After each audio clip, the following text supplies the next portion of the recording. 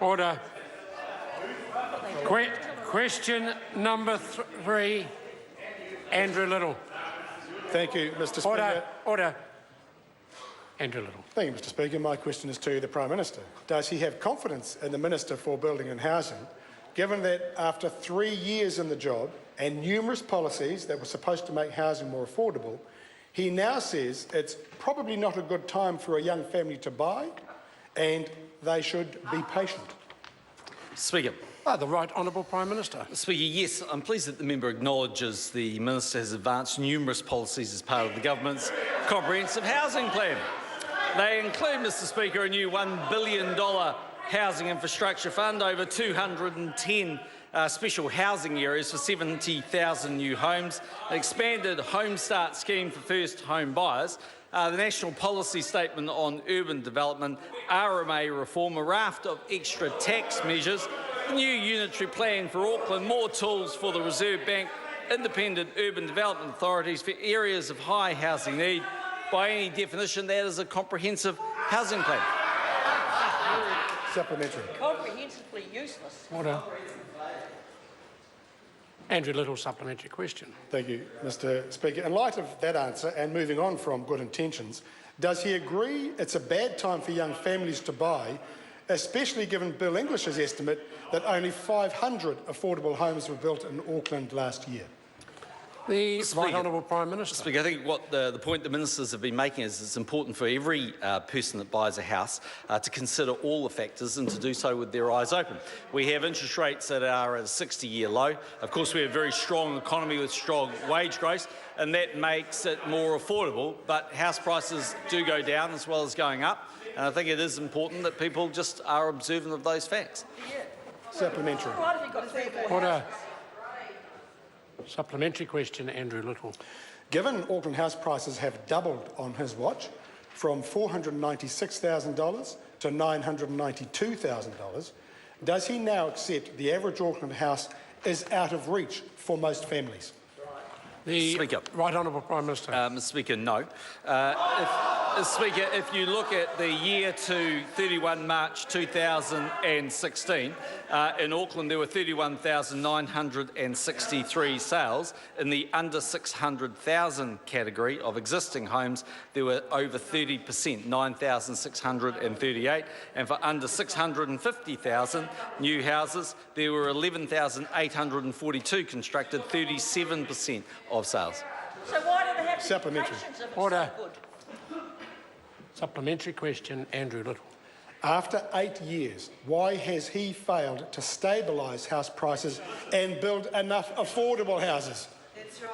The Right Honourable Prime Minister. Speaker, as I said to the House before, the early part of the term of this government, there wasn't strong demand for housing, but because of the economic program of the government, we've now seen New Zealanders returning from overseas. We've seen New Zealanders not leaving.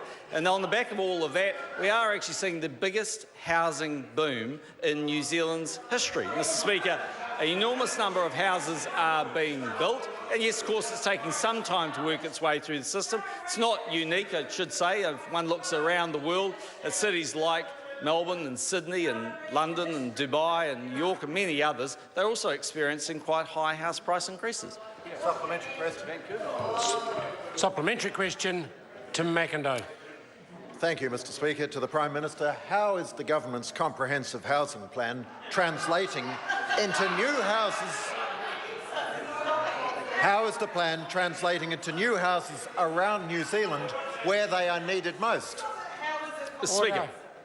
The Right Honourable Prime Minister. Speaker, we're now in the middle of the biggest housing boom New Zealand has seen. We're on track to build 85,000 houses across New Zealand in this term of Parliament alone.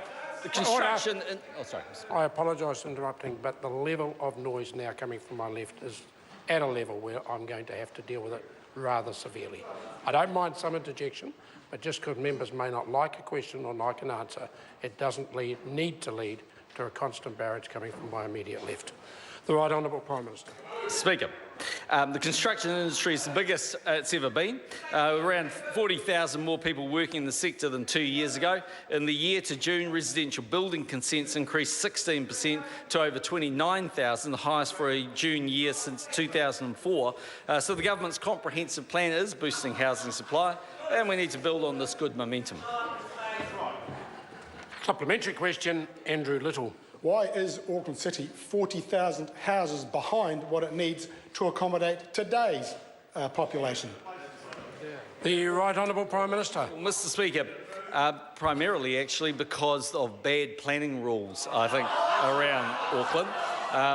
But the good news is those planning rules are about to be reformed under the new Auckland Unitary Plan. Order. Order. Years on. Supplementary question, Andrew Little. Rather than hoping that the problem will fix itself, isn't it time that he got off his backside and he and his government got him behind Kiwis who want to own their own home and just built some bloody houses? The Right Honourable Prime Minister. Mr. Speaker, the only person who's in hope is Andrew Little, who hopes one day he'll poll higher than Winston Peters. Order. Supplementary question. Order. Supplementary question, Tim McIntyre. Thank you, Mr. Speaker. What reports has the Prime Minister seen about whether alternative approaches would succeed in controlling house price inflation? Speaker, The Right Honourable Prime Minister. Speaker, I've seen one report which was completely inconclusive about its chances of controlling house price inflation. It said, and I quote, "It's hard to be specific about that." That was, of course, Andrew Little on his pipe dream of building 100,000 houses for just $2 billion. Everybody agrees with us. Order. Supplementary question, Andrew Little. Why does he think the majority of New Zealanders now back Labor's Kiwi Build plan to stabilise house prices and build 100,000 affordable homes for families to buy? Order. Speaker. Order. The Mr. Right Speaker, Honourable Prime Minister. Mr. Speaker, a soundbite does not make a plan. Mr. Speaker, 100. If the best New Zealand can do is 100,000 houses over 10 years, then we're in serious trouble because this government will see 100,000 constructed over 4 years. Supplementary. Order.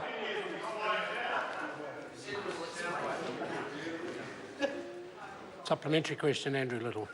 Isn't this the truth? His half-baked policies, his bumbling Minister of Housing and all the hollow promises won't solve the housing crisis, that he leads an arrogant and out-of-touch government that has given up on the Kiwi dream of home ownership. The Right Honourable Prime Minister. Mr. Speaker, no.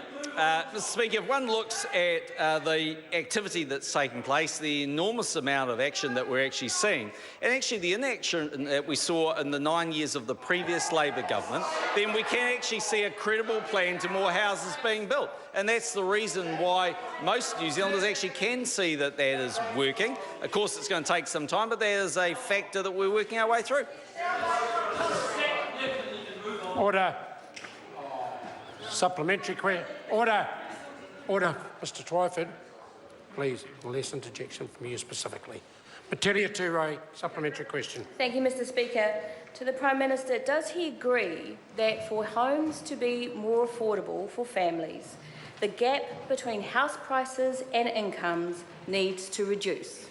Speaker. The Right Honourable Prime Minister. Well, as the Minister of Housing said earlier in the House today, that is a factor, but there are many other factors, including interest rates. But, Mr. Speaker, one thing I will say is that if house prices in New Zealand were to halve, that is the war on the poor, because it is the poorest New Zealanders that, in percentage terms, borrow the most against their houses. Materia Ture has been telling New Zealanders, and the opposition is supporting her, that halving house prices will actually see the poorest New Zealanders have all of their equity eliminated. That is a war on the poor.